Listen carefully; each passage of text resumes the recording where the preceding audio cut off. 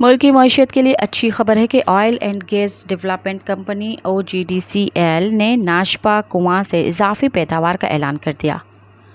तफसीलात के मुताबिक oil and gas development company limited OGDCL ने इजाफी पैदावार के हवाले से पाकिस्तान स्टॉक एक्सचेंज को आगाह कर दिया। ज़रा मुताबिक नाशपा कुआं से 530 बैरल जोमिया इजाफी खाम तेल की पैदावार हासिल हुई है, जबकि अशपा व्हील 10 से तेल की मजमूई पैदावार बढ़कर 1870 बैरल जोमिया तक पहुंच गई। ज़रा का कहना है कि नाशपा कुआं सुई नॉर्दर्न गैस पाइपलाइन नेटवर्क में 7.2 मिलियन मौक़िब फिट गैस दे रहा है।